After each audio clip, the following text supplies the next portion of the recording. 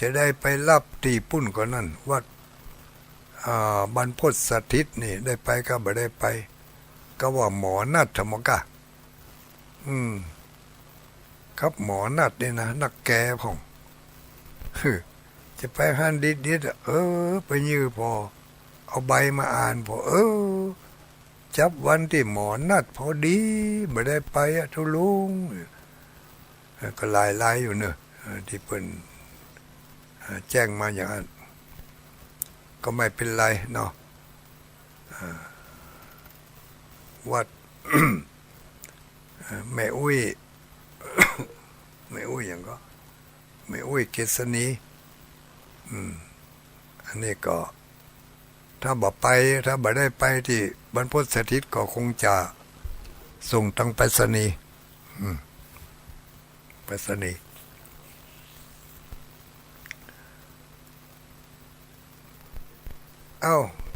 พูดถึงพระธาตุเก้าจอม พระธาตุเก้าจอมตะกี้ได้ไปแล้วเนาะว่าเขาไปเพื่ออะไรไปเพื่อทดสอบสมรรถนะการเดินการเหินการไปการมา ผู้ที่ไปใหม่ก็ทดสอบอารมณ์จะไปครับเจ้าหมู่เจ้าฝูงอย่างอั้นไปได้ก่อแล้วก็ไปในลักษณะที่ว่าไปให้มันเป็นแบบพิธีไม่ใช่ว่าจิล่นไปถึงอันนี้หมอพระธาตุจอมแหวขึ้นไปถึงก็ไปไหว้เสร็จแล้วขึ้นรถไปเลยไปถึงอันนี้พระธาตุจอมจ่อแล้วบอกขึ้นไปถึงลงรถก็ไปกราบไปขึ้นรถเนี่ยมันง่ายล่ำไปมันก็บ่มีพิธีรีตองอย่างความซึ้งในใจมันก็บ่มีเมื่อแต่งตัวเรียบร้อยเกียมเข้าป่าอาหารไปกินกลางตางเรียบร้อยเนาะจากนั้นก็เมื่อขบวนของเราเข้าไปถึงวัดใดพระธาตุจอมใดก็ไปรวมตัวกันเอาข้าวตอกดอกไม้ใส่พันใส่ขันใส่พานพร้อมกับจตุปัจจัยที่เตรียมไปจะหอมกี่บาทกี่สตางค์ก็เอาเปาะเอาหอมกันเสร็จเรียบร้อยแล้วก็เอาข้าวตอกดอกไม้นั่นใส่พานใส่ขันไปโยงไหว้สากล่าวคำปูจาพระธาตุเจดีย์องค์นั่นเขามารวมตัวกันที่วัดพระธาตุม่อนจมพอที่นี่เหก่อนเป็นที่แรกตีห้านี่พร้อมละเขาก็กล่าวกัมพูชาพระธาตุม่อนจมพออิทังวันทามิเจติยังสักกัจจังวรสัญญิตังเอเตนะมะปุญเยนะสัทธาโสถีพระวันตุเมนี่3จบเสร็จแล้วก็กล่าวคำแล้วก็เวียนเทียนปนมมือเอาข้าวตอกดอกไม้ทูบเทียนใส่ในมือหันยืนพร้อมกัน ต่อไปจะเวียนเทียนแล้วเนอทุกเจ้าจะนำทุกคนท่องอิติปิโสเนอสวากาโตสุปฏิปันโนพร้อมกันจนจบ3 รอบห้ามอย่างอื่นในเวลานั้นนี่ต้องมีกติกาลูกต้องว่าอิติปิโสอย่างเดียวถ้าว่าบ่ได้ก็ว่าพุทโธหั่นถ้าพุทโธยังบ่ได้แต่ก็ปิกเตอะมันถ้าอย่างซะอย่างอ่ะนะโมก็บ่ได้พุทโธก็เพิ่นก็บ่ได้อีนะเขาก็ไปเขาท่องอิติปิโสจะรอบได้ก็ตามรอบ1รอบ2รอบ3อิติปิโสสากาโตสุปฏิปันโนเดินด้วยความสำรวมกายบ่เตะบ่ถีบบ่เคียบ่หยังสำรวมวาจาก็ท่องพุทธคุณธรรมคุณสังฆคุณสำรวมใจก็จิตใจน้อมน้าวนึกว่าบัดเดี๋ยวนี้เฮาเดินรอบเดินแวดพระพุทธเจ้าที่เพิ่นนั่งอยู่ กลางองค์พระเจดีย์นั่นเพิ่นนั่งอยู่หั่นเขาก็เดินประทักษิณแวดเพิ่นท่องคาถาไปโดยอิติปิโสสากาโตสุปฏิปันโนที่ท่องได้ก็ท่องบ่ได้ก็ว่าไปมุกมีปากก็เปิ่นไปห้ามอู้อย่างอื่นถ้าไปอู้อย่างอื่นในเวลานั้นเนี่ยระวังปากเหม็นปากเหม็นปากจะเป็นตุกดีมาดีก็อาจจะมีปากเป็นขางก็ปากเป็นแผลก็ปากสุกปากหวานก็อันนั้นน่ะเพราะว่าไปปากบดียามที่เปิ้นอู้ดีเปิ้นไหว้พระหับศีลกันทืดๆตัวอู้มันยังพี่เบาหูศูนย์อ่านเปิ้นเตะทำอยู่กับบ่ฟังอู้อยู่ติ๊กอู้ไล่สาระมุนี่วจีกรรมนี่จะเป็นคนกำอู้บ่ศักดิ์สิทธิ์จะสั่งสอนลูกเต้าหลานเล่นก็บ่มีไผเชื่อฟังไปอู้กับแฟนก็บ่ใครเชื่อเนี่ยเป็นคนเฒ่าคนแก่อบรมสั่งสอนลูกหลานก็บ่เชื่อบ่ฟังเพราะตัวเองไปผิดศีลข้อที่ว่าวจีกรรมบ่อู้ไปอู้ในเวลาที่บ่ควรอู้เปิ้นไหว้พระกล่าวคำปูจาพระรัตนตรัยกันเอามือเอาศอกไปขิดเปิ้นมาอย่างมากับไผมาใดมานี่แล้วจะไปไหนเจ้ากินข้าวกับหยังไม่ใช่เรื่องเวลาที่จะต้องไปถามในเวลานั้นว่าด้วยกันลงอัน ไปบ่ได้กำเตือขอเด้อแจกให้ก็ได้ แจกฟรีอันนี้มีรายจ่ายก็วันตาหลวงวันตาน้อยถ้ามีครูบาอาจารย์มาอยู่หั่นก็กล่าวคำวันตาน้อยเหรอแล้วก็ไปนะหลังจากที่เฮากล่าวคำวันตาหลวงเสร็จเรียบร้อยแล้วต่อไปก็รับพรจากครูบาเจ้าอาวาสหรือว่าตัวแทนเจ้าอาวาสในวัดพระธาตุนั่นรับพรเสร็จเรียบร้อยแล้วอายุวันโนสุขังปะลังอันนี้เขาก็วันตาน้อยเลยวันตาอุกาสะวันตามิพันเตสัพพังอปาลาทังอีกเนาะกล่าวคำวันตาน้อยครูบาอาจารย์เสร็จเรียบร้อยแล้วทีนี้ขออนุญาตครับครูบาจะไปแล้วเนอะถ้าถึงเวลากินข้าวตอนเขาก็กินข้าวตอนให้ก่อนแล้วก็ออกเดินทางถ้าบ่ถึงเวลากินข้าวตอนแล้วก็เดินทางต่อไปพระธาตุจอมนั่นแถมเนี่ยแล้วก็ไปกันอย่างเงี้ย จะไปกราบอย่างแมงอีบีกับเจ็บไปเลยมาได้ล่ะต้องไปเป็นกิจลักษณะมันจะได้ประทับใจติดตาติดใจอย่างปีแล้วเนี่ยที่คนที่เพิ่นไปปีแล้วบางคนเคยไปกำเตือได้ไปตัวหมู่ตัวคณะแล้วโอ้ม่วนอกม่วนใจปีหน้าจนดำเนินเนี่ยปีหน้าจนดำเนินปีนี้ก็ไปเนอะพี่น้องทางในเวียงเชียงใหม่แต่ว่ามันซื้อนี่ได้ยินข่าวจะไปร่วมตัวถ้าจะได้ก็มาร่วมกันก็ได้เนอะออกปุ้นเจ้าหน่อยก้าวว่าเดินทางจากในเมืองเชียงใหม่มาที่เวียงป่าเป้านี่ก็สัก2 ชั่วโมงเนาะมาสบายตอนเจ้ามืด2 ชั่วโมงมาจุกันที่นี่ก่อนอันนี้ไหว้พระธาตุ9 จอมประชาสัมพันธ์ถ้าได้ออกรายการก็จะได้ประชาสัมพันธ์ให้กันได้รับทราบเป็นขั้นเป็นตอนกันไปอันใดที่มันมีประโยชน์ไปทดสอบ ศักยภาพร่างกายไปทดสอบศักยภาพทางวาจาเปิ้นว่าได้เฮาว่าได้กอเฮาว่าบ่ได้แล้วเฮาขนขวายหากอเสาะหากอกรรมของเปิ้นกรรมไปไหว้พระธาตุเก้าจอมวันตาหลวงวันตาน้อยเนาะสำหรับกรรมไหว้พระธาตุนั่นไปพอเอาทั้งหน้าบุญมันเป็นส่วนดีที่ฝึกคิดฝึกใจฝึกเอาไว้มันบ่แน่หนุ่มบ่ตายเท่าบ่ตายอยู่ดีสบายบ่ตายบ่ใช่อย่างนั้นเขาหันข่าวถึงวันเนี่ยญาติโยมทั้งหลาย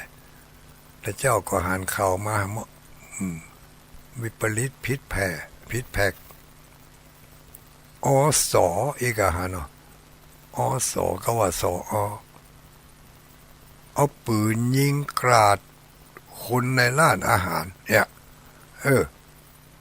นั่นน่ะเขาไม่ได้ไปแย่อย่างไผ่รู้นั่นน่ะจู่ๆมันก็เกิดเหตุอย่างนั้นขึ้นมาโดนเขายิงเหี้ย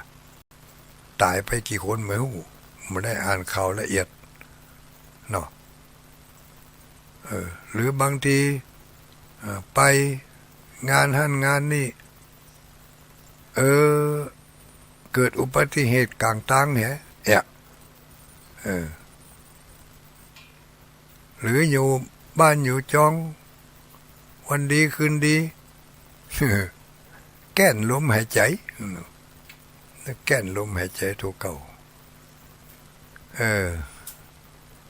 ในเวลาอย่างอันเราจะเอาอย่างมาเป็นที่จังที่ปึงเนาะคือใจได้อย่างเดียวกะเขาเคยไปทำบุญที่หั่นเคยไปทำบุญที่นี่มีคาถาท่องไว้เป็นที่จังที่ปึงของเขาลูกพุทโธเมนาโถธัมโมเมนาโถสังโฆเมนาโถมันจะรอดบ่รอดนั่นมันเรื่องของเวรของกรรมแต่เวลาที่เขาทำนี่เป็นเรื่องของเขา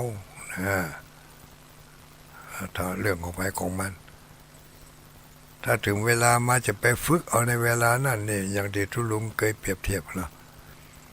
มันฝึกบ่ได้นะมันพอเวลานั้นนี่สติมันเหลือน้อย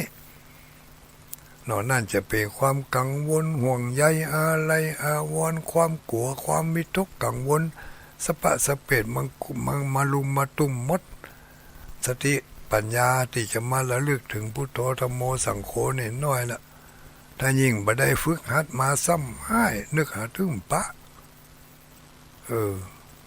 อย่างกับคนที่ขับรถเครื่องบะจ้างเนี่ยฝั่งนี้ก็เอารถเครื่องไปนะเอาลูกกระแจรถจุ่งฮื้อนั่นแหละรถขับไปเด้อเอากระแจรถไปสุกก็ซ้อหาที่ขับผมละขับมาได้ผมละเพราะบ่เคยขับย่าได้นี่สตาร์ทกะย่าได้ก็เอาตีนย่ามันกะหรือมาอ้างก็สตาร์ทมือก็เอามือกดนั่นกะกดรถติดๆแล้วย่าได้เข้าเกียร์กะเขาเกียร์แล้วเนี่ยได้ทำมั้งกระต่ายกันเนาะกว่าจะไปสอนกับเป็นอย่างอย่างอันนี้ก็เหมือนกันนะพังพะเงิงเนี่ยพุทโธเนอธัมโมเนอสังโฆเนอมันไปหู้เรื่องเนาะเขาก็ต้องเอาพุทโธธัมโมสังโฆคนเดียวเขาเนี่ยในเวลานี้ใกล้จะรับใกล้จะนอนท่องคาถาเอาไว้พุทโธเศธโธติโลกัสมิงสัพพะสัตตานังหรือมาอ้างก็นะโมพุทธายะสิทธัง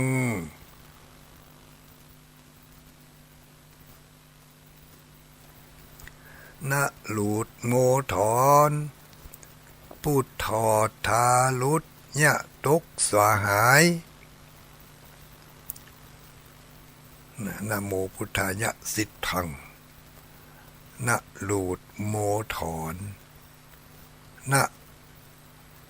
โมพุทธก็คือพุทธถอดทา ทาก็คือทารุดญะก็คือญะตกสวหายนี่ซอยมันต่อท้ายสวหายสวหะเทคนะโมพุทธายะสิทธังสวหายนะหลุดโมถอนพุทธอทารุดญะตกสวหายใจได้สารพัดปัญจ่องกถาบทนี้ใจถอนพิษถอนภัยถอนไข้ถอนพยาธิถอนโรคถอนอุปาทานถอนความยึดมั่นถือมั่นถอนกิเลสตัณหาก็ยังได้เลยดูได้ถึงขนาดนั้นนะคาถานะโมพุทธายะเนี่ยเอาไปใจพอเนอใครมันเชื่อก็แล้วไปถ้าเชื่อก็ลองเอาไปใจพอเป็นบุญเป็นคุณแท้ๆนะ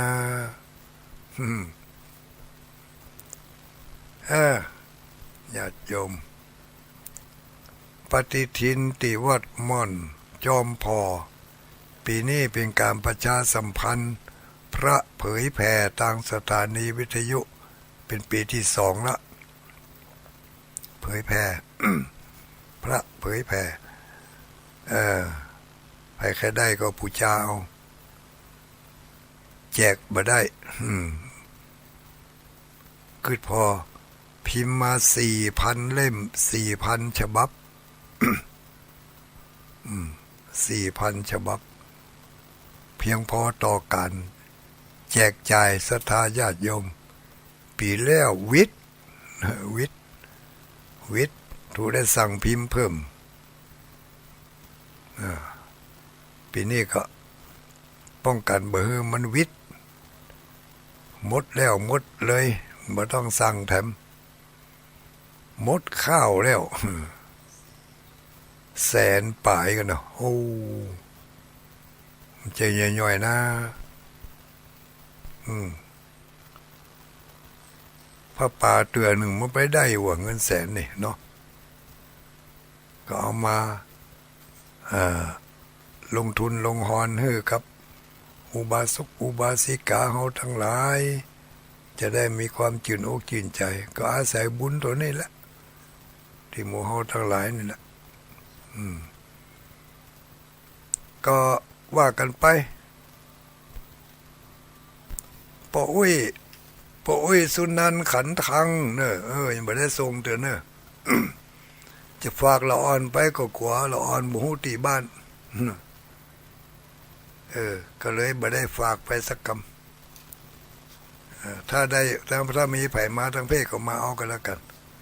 ถ้ามีไผมาก็คงจะอาศัยไปเสนียพี่น้องญาติโยมบ้านแต่เจ้านี่บ้านปังอายบ้านปังอ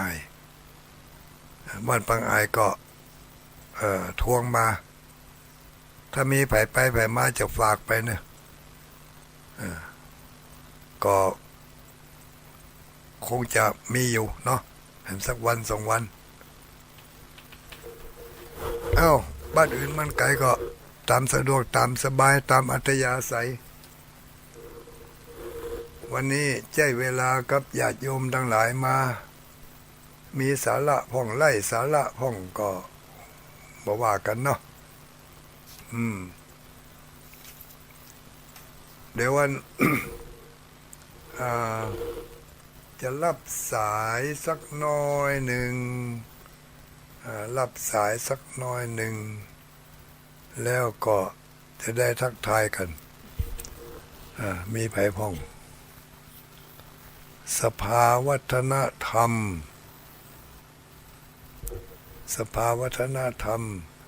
เชิญร่วมกิจกรรมเครือข่ายพุทธศาสนิกชนทั้งหลายเข้าร่วมมีกิจกรรมอย่างสวดมนต์ธรรมจักรกัปวัฒนสูตรสัญจรของเครือข่ายสภาวัฒนธรรมแล้วก็เครือข่ายของ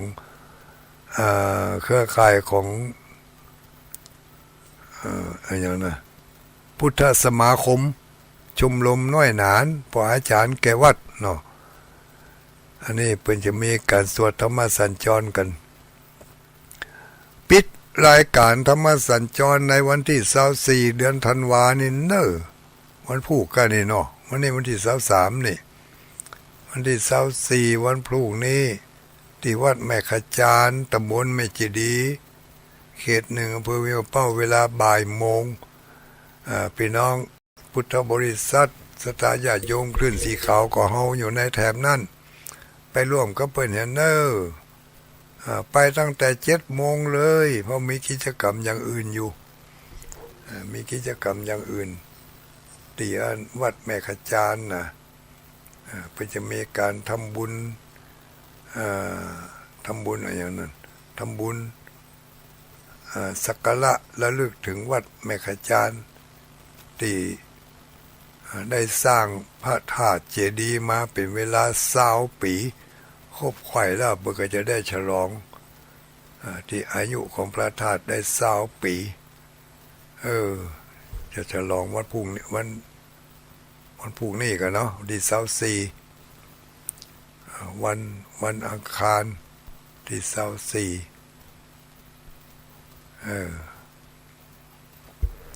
ไปร่วมกันเนอที่วัดแม่ขจารตำบลแม่เจดีย์สภาวัฒนธรรมโดยพออาจารย์ดร.ประพันธ์นันทยาอันนี้เพิ่งก็เป็นเจ้ากี้เจ้าการเป็นเจ้าศรัทธาเจ้าเก้าเป็นที่ปรึกษาหารือของหมู่สมาชิกเฮาทั้งหลายวันที่24ธันวาที่วัดแม่ขจารเวลาตั้งแต่7 โมงไปแล้วนะไปแล้วเพื่อก็ต้องเลี้ยงเขาตอนอยู่ดิเวลาบ่ายโมงไปจะได้สวดปิดรายการธรรมะรายการสวดธรรมสัญจรอันนี้ก็รับทราบกันตามนี้เนอ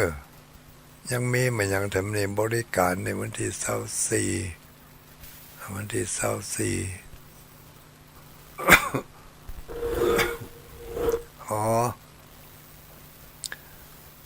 ประชาสัมพันธ์กันไว้เนิ่นไกลๆน้อยเนาะไกลๆน้อยวันที่12 มกราคมวันที่12 มกราคมพุทธศักราช2568อันนี้ก็จะมีงาน ที่วัดเจดีย์หลวงอำเภอแม่สวยจังหวัดเชียงรายนี่วัดเจดีย์หลวงเพิ่นจะมีงานตั้งธรรมเทศมหาชาติเวสสันดรชาดก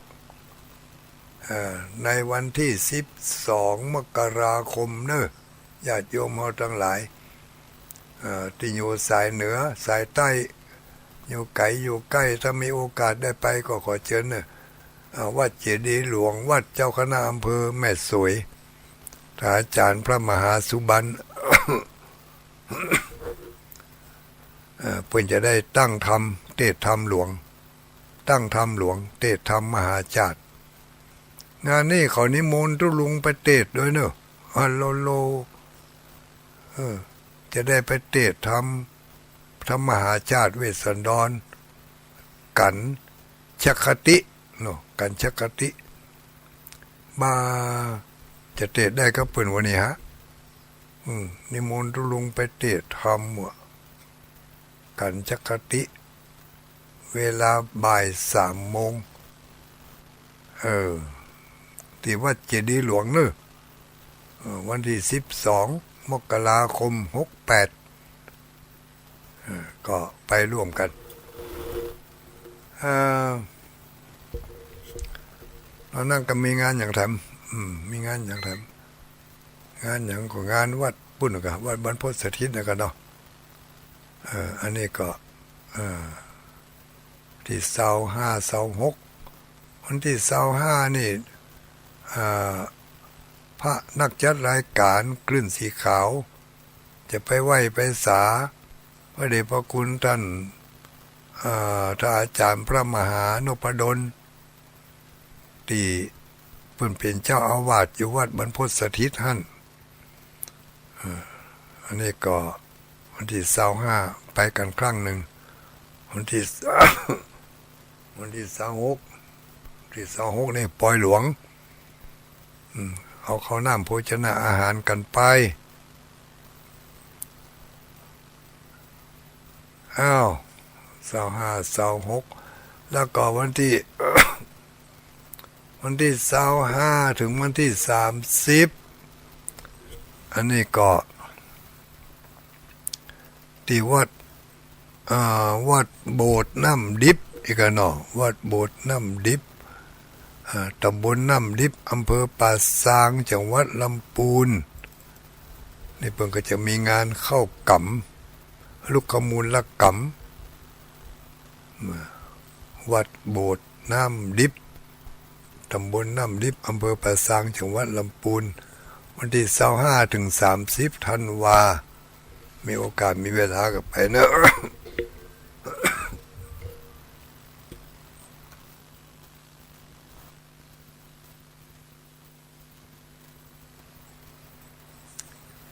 ดึกมาอ่อนจอนหนาวมาอ้อยส้อย รับสาย09เป็นยัง0932722499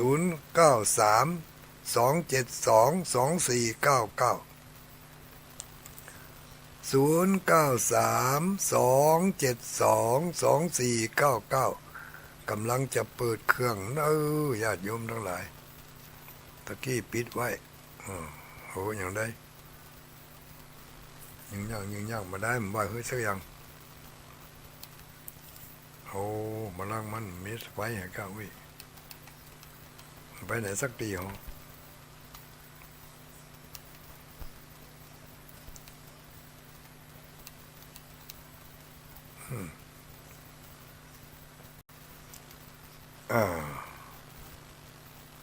0932722499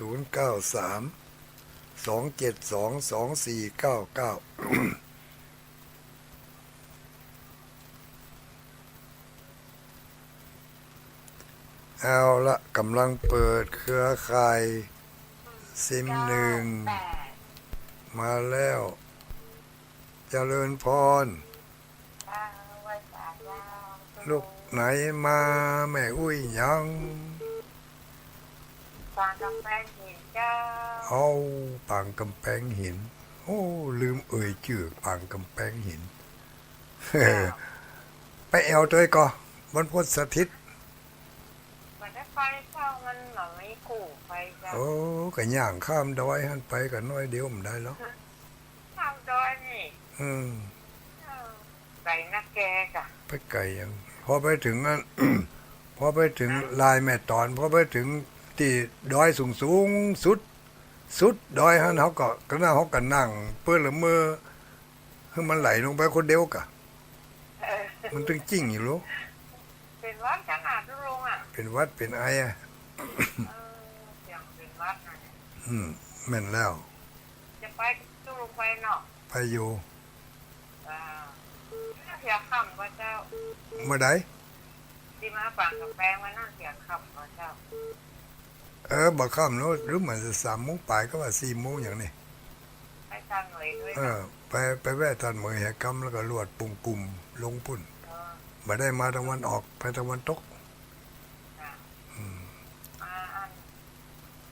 มาปางกำแพงกำลังมารอบแรกน่ะไปหลายเตื้อผ่านมาได้แวะมันได้ผ่านได้เนาะผ่านได้อนุโมทนาเนอะมันน่าจะเดียวว่าตุลงมาเลยสาธุฝากเข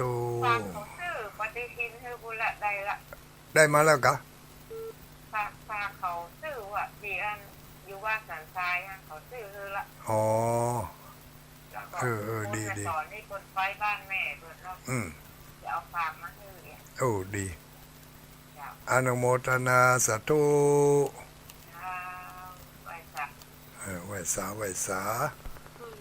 9เจริญพรนมัสการเจ้าสวัสดียามค่ำคืนใครเอ่ยใจเป็นที่กันเจม มันหมู่3พุทธโฮมเจ้าย ายอย่างก็ สายเจ้าย ายสาย สายเจ้าย ายสาย ฟังอยู่เน้อชัดเจนดีเจ้า อานุโมทนา วันเปิดที่26ไปแอวเนอะถ้ามีเวลา อยู่ไกลอยู่เจโฮม ไผไกลเรือไผ มีงานศพอันฝั่งพระครูเจ้าวัดว่าศพลงนอนประสาทละมี วันไหน วัดกูคำน้อยบ้านหนองหลีเจ้า เออ ไปฟังเทศมั่นเดียวนี่ ทุกเจ้าก็แข่งกันตายเนาะ เจ้า อืม ปีจะครบปีแล้วไปเอาลงนอนประสาทนี่จะเผานี่เช้าเก้านี่เจ้า อ๋อ อันนั้นก็สาธุสาธุอนุโมทนาบุญตัวเนอ เจ้า สาธุสาธุไม่ใช่สาธุที่เพิ่นตายนะสาธุที่ได้เพิ่นได้ทำบุญ 0932722499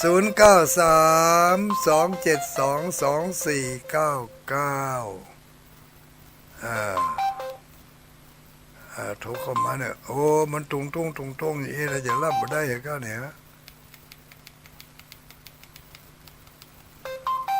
อะไรอยากจะได้เนี่ยอยากจะได้เนี่ย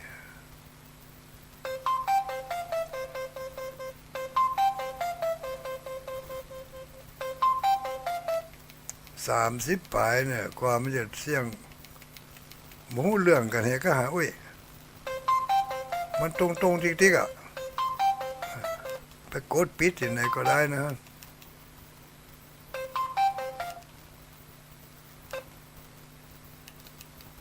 ให้หู้วิธีบอกว่าเหรอนี่จะได้ให้มันหายหนึ่งตรงเนี่ยให้มันรับได้เนี่ยมันรับไม่ได้อ่ะไอ้ตรงนี่เปิ่นโทรเข้ามานะแต่ห้องไม่ได้ห้ามอ่ะเสียงมันข้างอ่ะ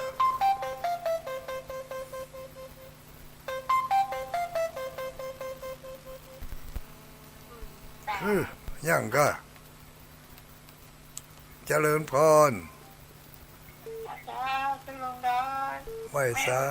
ฟังไม่วางเรดิโอนะเจ้า อ๋อชัดเจนดีเนอ ชัดเจนเจ้าขอไปประหลวงเจ้าคนเนอ ได้เลย อนุโมทนาปะขันพูนเนอ ไปเจ้าคุณลุงอ่ะเจ้า นั่นน่ะแล้วจะไปห้าบเนอสาธุสาธุอนุโมตาเมไม่อุ้ยอินแม่สาบเสมิง0932722499แม่ขจานบ้านแม่ขจานวันผูกแม่นแล้วแม่อุ้ยสุดาบ้านถ้ำ 9 วันนั้นเปิดฝากสตางค์มาหลุนี่ไม่ได้ห้าบเตื้อผมผูกก่อนผูกมือเฮือได้ปะกันก่อนเจริญพร เจ้าแกไม่จ่ายเจ้าหลวงพ่อ ไผเอ่ย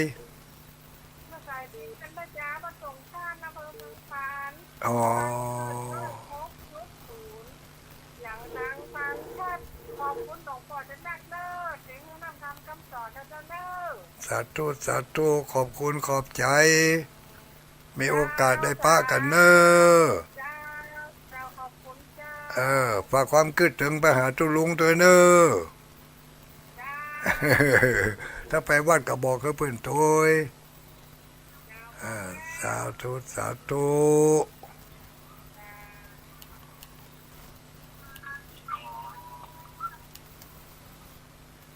0932722499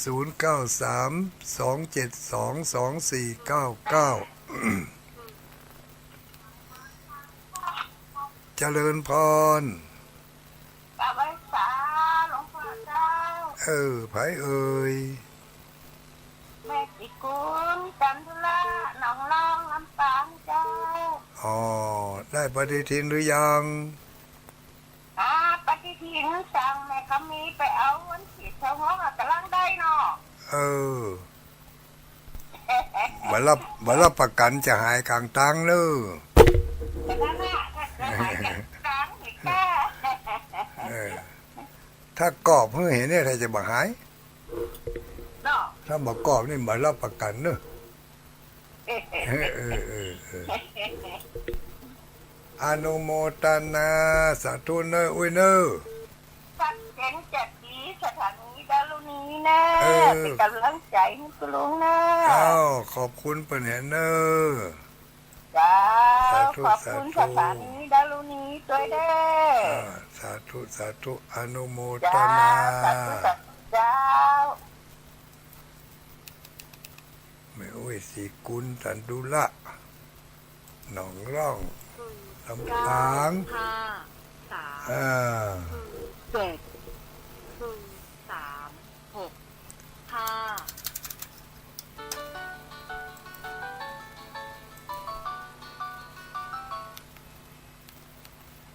เจริญพร เอ้าสวัสดีไผเอ่ย ครับ พ่อหยัง ปอพิพัฒน์ครับอำเภองาวครับ โอ้เด้อลืมอำเภองาวหำลาน่ะเนาะบ่ได้เอ่ยตักอำเภองาวนี่สวัสดีพ่อพิพัฒน์เนอะ ครับ ตัวแทนอำเภองาวมาแล้วฟังตลอดก็กำลังโทรครั้งแรกนี่เนาะ ครับโทรปฏิบัติแล้ว อัลโลโลโล ปฏิบัติใจของโดนได้ติดอ่ะ ปัดต่อบุญมีมตายเขาควายลังว่องก็เลยได้ปะกันสักวันเนาะ ครับ อันกะบุญมีมตายเขาควายมันว่องวันนี้มันว่องแล้วรู้วันนี้เนาะปะกัน รอเจ็บโรคปฏิบัติแล้ว นักแกพ่องบุญมาวาสนาทรงกับปะกันพอดีปนานก็ปน้อย คนนี้ครับ ป้อมล้างตันเนาะ เขา ขยมหาดกะ เป็นอดีตแพทย์ประจำตำบลครับ อ๋อเป็นอดีตแพทย์ประจำตำบลก็ห้อง เอาละครับ 89แล้วโตไปไหนมาไหนได้อยู่เนาะ ครับ เจ้าเหลือ ครับเป็นอย่างไปได้พวกเรา ไปไก่เนี่ยเราอ่อนจมนะ ครับไกลๆนะออนไปติด อันน่ะถ้าเขาเจือเขาแล้วเขาจะจมผมอ่ะ ครับ เจือเขาไปพ่องอันน่ะ ครับ ลึกพ่องเจือห้องอ่ะกะ ดีใจไปเท่าน้องเนาะคนนี้ โตดีอกดีใจขนาดนักฟังสถานีไหน ขึ้นตะลุนี้ครับ ขึ้นดารุนี้อยู่บ้านหยังปุ้ย นะครับ อยู่บ้านหยังก็อยู่บ้านอะไร บ้านโป่งตำบลบ้านโป่งอำเภองาว บ้านโป่งตำบลบ้านโป่งอำเภองาวดูเหมือนจะมีคนไม่อุ้ยอย่างเนาะบ้านโป่งดูเหมือนจะมีคนหนึ่งที่เคยโทรเข้ามาอ้าวขอบคุณนะปุ้ยเนอะวันนี้จกดีมีใจละสาธุสาธุอนุโมทนา พี่น้องญาติโยมอำเภองาวแม่สายไฮเซฟเนอะแม่สายนะเจริญพร สองหนึ่ง เจริญพร มาจากสายเจ้า สวัสดีแม่วิชื่ออะไรแม่วิเด็กหญิงแก้วก็เด็กหญิงยังก็ นี่มีพร เด็กหญิงพรเด็กหญิงพร ทั้งวัดไปหน้าแค่จะดีอ่ะ มาไอคงเดี๋ยวเอาไอมาติดกันนี่ กินน้ำจะมัก เออ กินน้ำจะมักไอ้เขาแข่ง นั่นกะเดี๋ยวเอาไอมาติดตุลุงกับยุงกะ เป็นฮะ มันเป็นอย่างเนาะปลอดภัยเนาะอนุโมทนาปลอดภัยก็รับดีฝันดีเนอะ ยาวแล้วมันจะกลางยาว เอ้าโชคดีมีชัยนะอีกแม่อุ้ย แม่อุ้ยพรแม่อุ้ยพรแฟนประจำทุกรายการ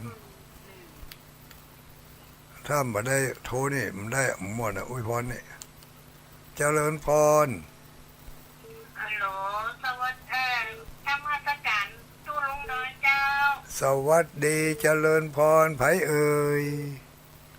อันแม่โทรมาจากอันลำปางชื่อนางเลี้ยงเงินเจ้าน างเรือนเงิน เจ้าอยู่บ้านตาขน้อยเจ้าลำปางอยู่กลางเมืองอำเภอเมืองเนี่ยเจ้า อ่า โอ้เป็นข้างแรกเจ้า ข้างแรกติดข้างแรกดีอกดีใจขนาด โอ้โคตรมาเป็น7-8 สาย นั่นก็ ลุงฟังตู้ลุงทุกวันน่ะ แล้ววันที่26นี่ไปเอาปฏิทินเหรอเนอะ เจ้าทางพระมหาสมชาติและสาวอันเจ้า อะโลโลมีสมาชิกเยอะรู้นี่ เจ้า เค วั รื น อ นั้นก็จะเอาหงทานไปตัว ไอ้ตีนตัวแล้วก็พัดมีกะทิตัว เดี๋ยวตุลุงจะเอาน้ำปูไปกุ้ยไอติม เจ้า เนาะ โอ้ติดข้างแรกดีใจขนาด ดีใจขนาดนั้น หวัง จดมันจดอันโทรศัพท์ถึงได้เนี่ยมันจดแล้วมันเกินพิษหัวมินกะทีมาฟังแล้วก็ดูใหม่แล้วก็โคตเนี่ยพวกบ้านล่ะ ดีแล้ว ยังตู้ลุงน้อยว่าเขาควายดึงว่างดึงเจอ ถ้าเขาควายมันว่างมันดึงป้ากันพอดี เจ้า อนุโมทนาสาธุ ทำพัฒการเลยเจ้า เอาโชคดีมีใจเศร้าหกปะกัน 8 0932722499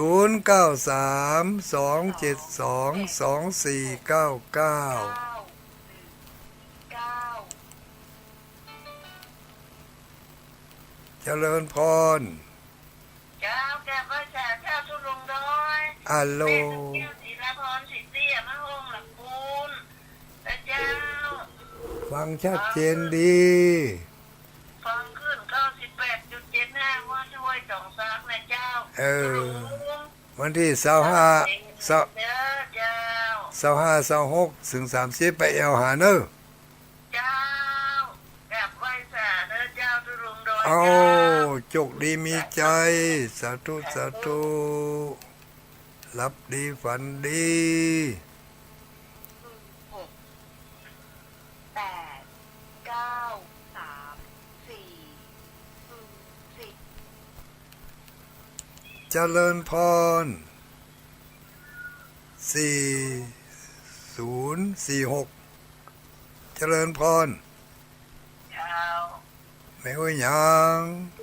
แม่มีไรคงมาโลกเจ้า อ๋อ ได้รับปฏิทินแล้วเนาะ จะรู้ คุณโยมสิริมาศแจ้งมาบอกแล้วเนอะ เจ้า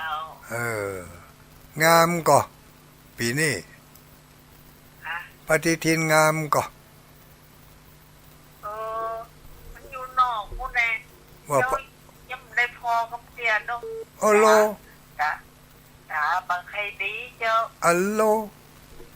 จะได้ใส่แว่นเหรอกะ แฟนกระตักมา2,000 ปลายละใส่กันปดีตุลุง มันเป็นไปตามสภาพของมันนั่นน่ะ เป็น กันจัดมาปีนี้ดี ปีหน้าไม่ดีเฮ้ย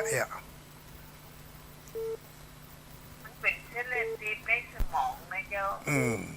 เป็นไปสปะสปืนเนาะ เจ้า Ừ. พวกมีกับหมอนัด อันน่ะ ไปโรงพยาบาลละ ประคับประคองอยู่ไปจะนั่นน่ะ เจ้า อยู่กับลมหายใจนี่กะ เดี๋ยวออกไปพอในปฏิทินนะ โอ้โธ่กำลังจะไปพออยู่ กำลังเดี๋ยวจะออกไปพอ โอ้โธ่ เดี๋ยวจะอยู่ ตกข่าวอ่ะ เจ้า ตกข่าวอ่ะนะจ้า รู้ว่าใครสบายนะเจ้า เป็นหวัดเป็นไอนิดหน่อย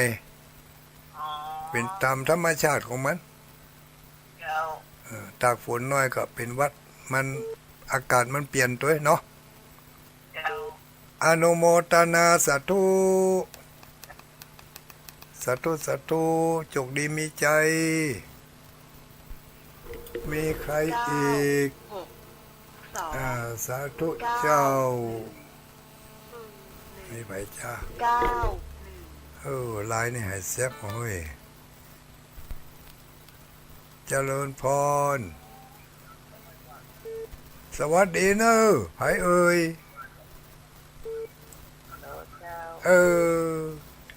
ไม่อ้วยหยางลูกไหนมาไม่อ้วยหยางลูกไหนมาฟังทางโทรศัพท์นี่ก็ถ้าไปฟังวิทยุมันนานถึงนานหูเรื่องถ้าฟังวิทยุมันนานหูเรื่องต้องฟังตอบโต้ในโทรศัพท์นี่โทรศัพท์เดี๋ยวนี้กะมาได้สักเที่ยแน่ มันจะได้มันเป็นจะได้ปลาล่ำปลาเหลีย ประกันแน่บอกเร็ว ไม่อ้วยอยู่ไหน อยู่บ้านห้วยไข่หมู่17เจ้าไข่เทิงเจ้า ห้อยไข่อำเภอเทิงกะ เจ้า อำเภอเทิงกำลังมาลายแหลกเนอะ กำลังโทรสายแรกนี่นะกำลัง กำลังโทรติดพอดีเนาะ ลงเศษม่วนนี่ เมื่อคืนนี่แสดงว่าเขาควายมันว่องนี่ปะกันพอดีนี่เนาะ เจ้าฟังออก ไม่อ้วยอยู่บ้านหยัง บ้านห้วยไข่หมู่17เจ้า บ้านห้วยไข่หมู่17วันนั้นก็ไปเอาบ้านห้วยไข่รู้ไปงานศพ เจ้าไข่ ศพไปหูลืมไปเฮะลืมจื่อไปเฮะ เจ้าบ้านหมู่6มันก็ วัดที่ทางหลังวัดห้วยไข่ฮะเนี่ย มันอยู่หลุมบ้านหมู่6หลุม ลุ่มบน เจ้านางแดนเจ้าที่ถนนเจ้า บ่ได้ฮ้อเนี่ยเนาะบ่ได้หันนะเจ้าเนาะจะไปโยน่ะบอกเจ้าคือเจ้าน่ะ มีการฟังกันหลายคนอยู่ครับเดี๋ยวนี้ เจ้า ฟังกันหลายคนอยู่เนาะเก้า เป็นว่าหมดเวลาแล้วอุ้ยเฮ้ยหมดเวลาหมดแต่เพียงเท่านี้เนาะกำเดียวเขาก็จะได้9 6 3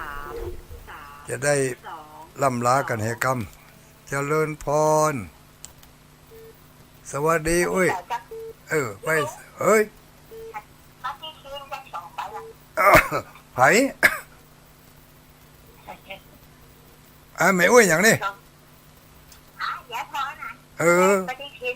เอาไปอย่างถึง2 ใบก่อนตัวคนเดียว